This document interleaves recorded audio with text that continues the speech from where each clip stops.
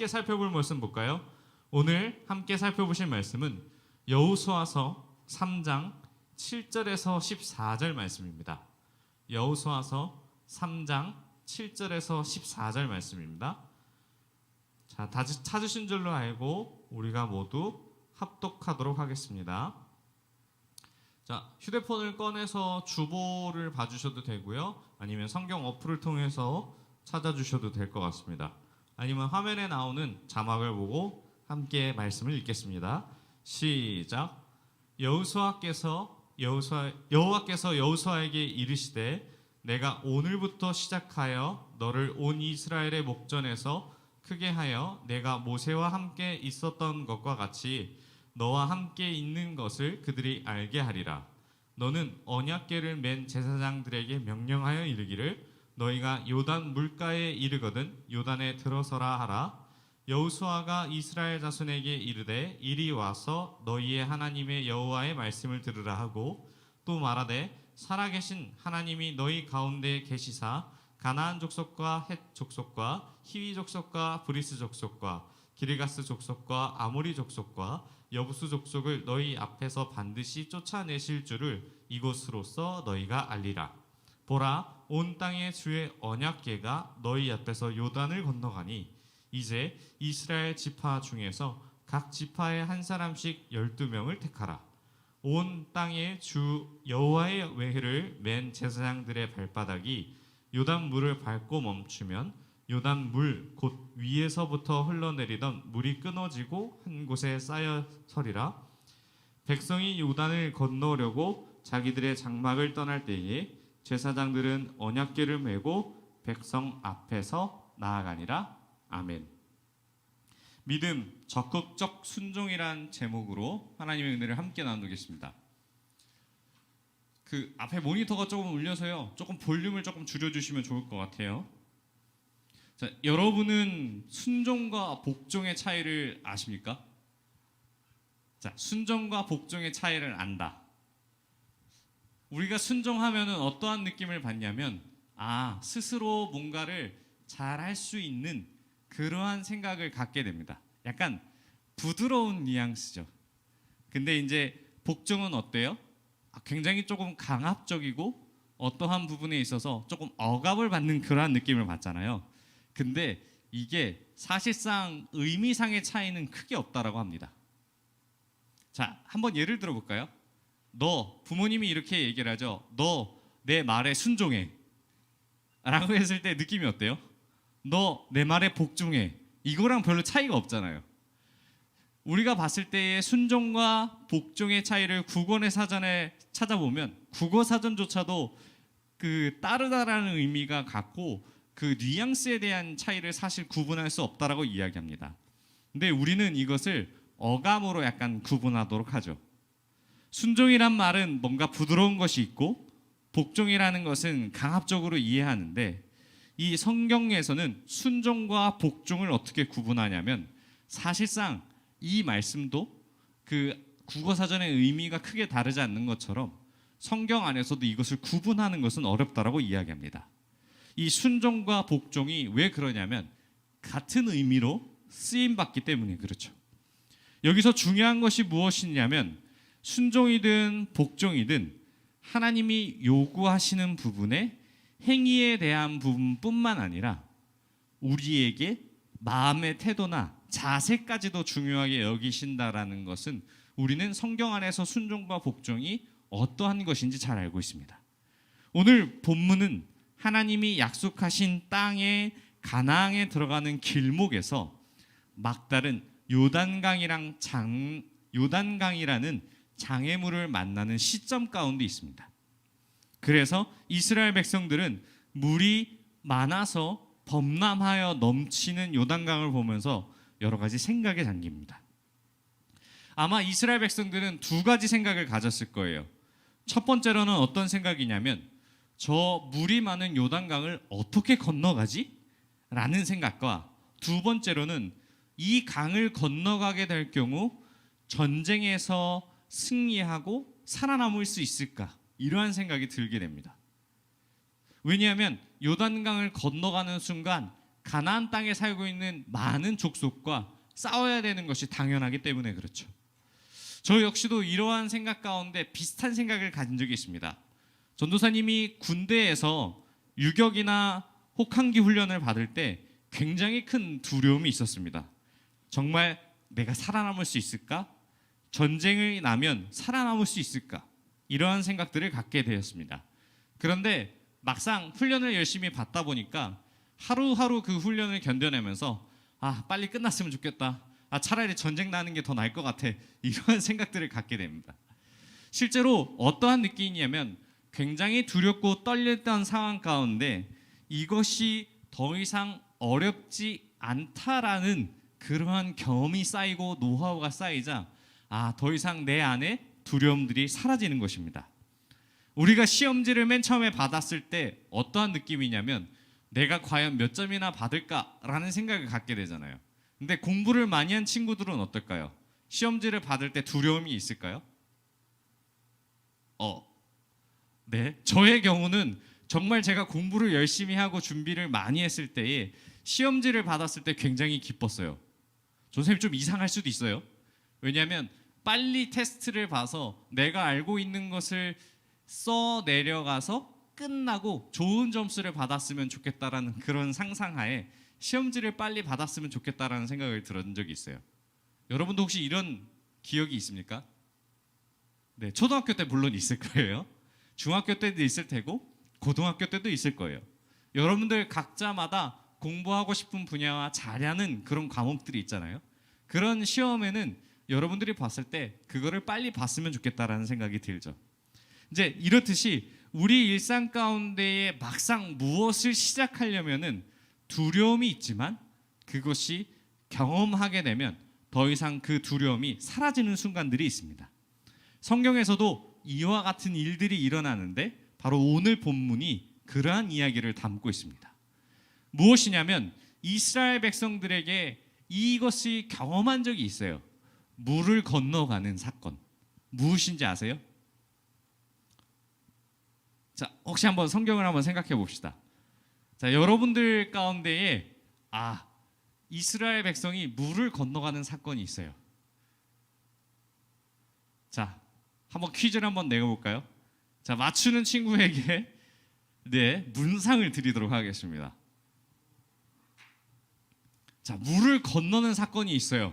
이스라엘 백성들 가운데. 요나는 좀 참아줘. 자, 다른 친구들 중에 한번 요나가 너무 많이 맞춰가지고 자, 셋 동안 요나를 제외한 친구들이 손을 한번 들어보시고 그거 없으면은 요나에게 기회를 드리도록 하겠습니다. 괜찮지? 자, 하나, 둘, 셋. 아쉽습니다. 요나 한번 얘기해 줄래요? 어떤 사건이죠? 네, 맞습니다. 출애굽기 14장에 뭐냐면 물을 건너는 홍해 바다가 갈라져서 물을 건너는 사건이 먼저 있었죠. 이스라엘 백성들은 이것을 미리 경험했던 일이에요. 물이 갈라지고 그 건너갈 수 없는 곳을 건너간다라는 은혜를 경험했던 것이 과거에 있었던 일이죠. 그리고 이스라엘 백성들의 그 자신의 부모들을 통하여서 지금 요단강 앞에 선 세대들은 부모님들이 경험했던 그러한 은혜들을 매번 들었을 거예요. 광야에서. 그러한 일이 오늘 우리가 읽었던 여호수아서 3장에도 똑같이 일어나요. 하나님이 이스라엘 백성과 함께 하시는 것을 요단강을 건너는 모습을 통하여서 그러한 기적을 통하여서 보여주시죠. 하나님은 그렇다면 왜 홍해를 가르는 기적을 요단강과 홍해를 통하여서 보여주셨던 것을 왜 요단강에 똑같이 보여주셨을까요? 한번 상상해 본 적 있습니까? 하나님이 홍해를 가르고 이스라엘 백성을 건너게 했는데 다시 가나안 땅에 들어갈 때 요단강을 가르고 건너가게 하시죠. 왜 이런 모습을 보여주셨을까요? 이것을 묵상하다 보면 두 가지를 알게 됩니다. 첫 번째는 무엇이냐면 당대에 믿었던 그러한 신들에 대한 개념은 무엇이냐면 한 지역에 한정되어 있었습니다. 애굽의 신들은 애굽 안에서의 영향력을 미치는 개념으로 이야기하고 당대의 이방 신들은 무엇이냐면 하나님을 어떻게 읽냐면 시내 산에서 나타났던 그러한 영광의 모습을 기억하기 때문에 산에만 영향력을 갖고 있었다라고 생각을 해요. 그렇기 때문에 하나님을 인식할 때 어떻게 인식했냐면 바로 산의 신이다라고 해서 이해할 수 없던 것이죠. 그런데 홍해의 모습과 요단강의 모습을 통하여서 하나님의 어떠한 모습이 드러났냐면 바로 하나님의 능력에는 한계가 없다라는 사실을 말씀 안에서 드러납니다.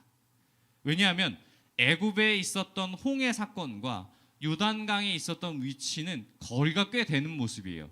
그런데 바다를 가르는 것과 강을 가르는 것이 큰 차이가 없기 때문에 하나님은 이 지역을 떠나서 어떠한 무리든 상관없이 하나님이 창조주로서 이것을 다스리시는 그 하나님의 능력을 보여주신 것이죠.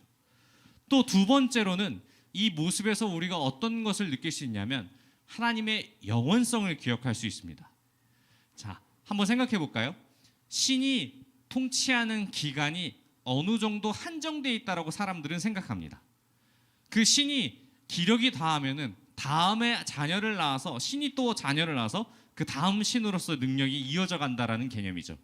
그런데 하나님은 어떠한 모습을 보여주냐면 홍해를 가를 때는 이스라엘 백성의 1세대입니다.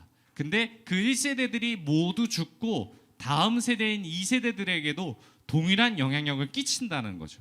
그러면 1세대와 2세대의 차이가 그 갭이 못해도 최소한 40년 이상의 갭이 차이 나는데 그 모습 속에서 하나님은 시간의 구애를 받지 않고 그 자신의 영원한 능력을 보여주고 있는 것이죠.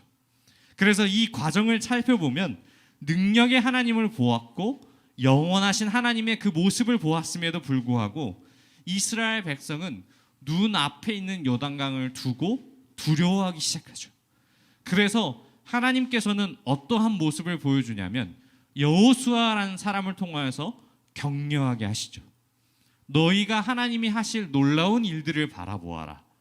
눈앞에 범람할 정도의 많은 양의 물이 있는 요단강을 바라보고 하나님이 우리가 약속하셨던 그 땅을 주시기로 하셨으니 너희는 믿음으로 나아가라고 하는 것이죠.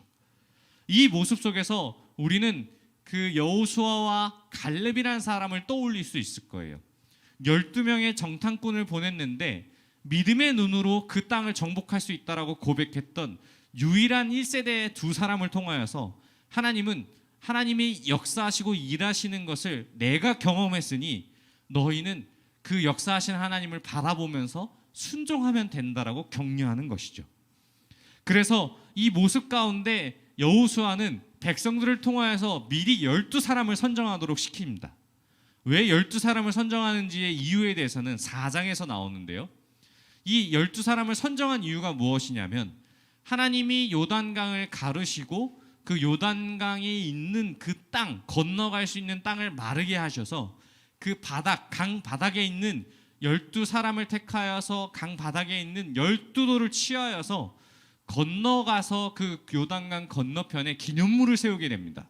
그래서 하나님이 역사하셨던 것을 기억하고자 기념물을 세우는데 이 12명을 선정한 이유는 바로 그 돌을 쥐고서 나가라고 할 이유에서 선정한 것이죠. 미리 어떠한 일이 일어날지를 알고 있었던 것이죠.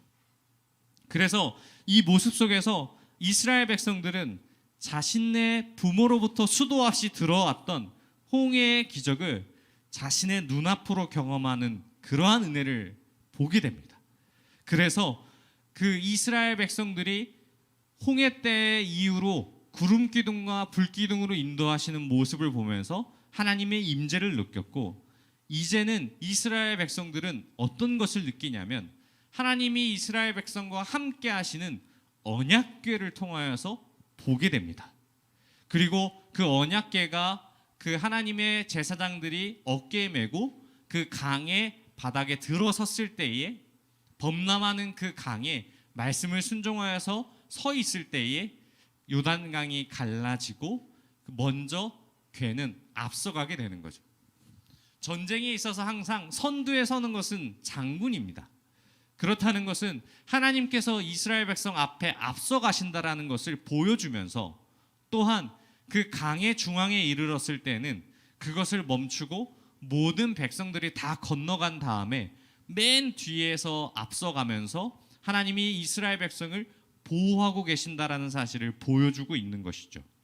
사랑하는 고등부 여러분, 오늘 말씀을 통하여서 여러분들에게 한번 질문하도록 하겠습니다.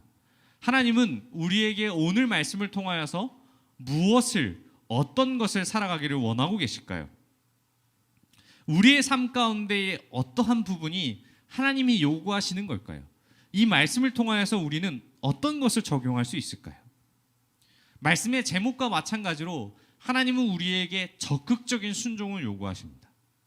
순종이라는 것은 우리 안에 부드러운 마음과 어떠한 것에 있어서 모든 것 내려놓고 하나님께 맡기는 것을 원합니다.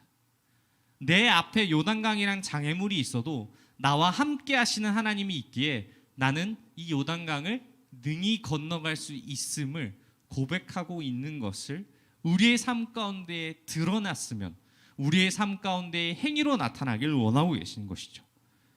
우리의 말씀을 통하여서, 하나님의 말씀을 통하여서 우리는 우리의 현장 안에서 요단강이라는 장애물들이 수시로 나타납니다. 내가 어떻게 해야지 내 앞에 있는 문제를 해결할 수 있을까? 그것을 고민할 때에 하나님은 여러분들의 길을 인도하시는 것을 믿고 있다면 그 다음에 펼쳐질 모든 장애물까지도 크게 문제가 되지 않습니다.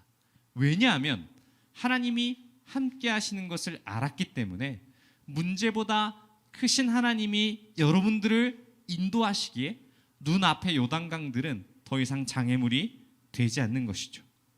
이스라엘 백성들은 아마 알았을 것입니다.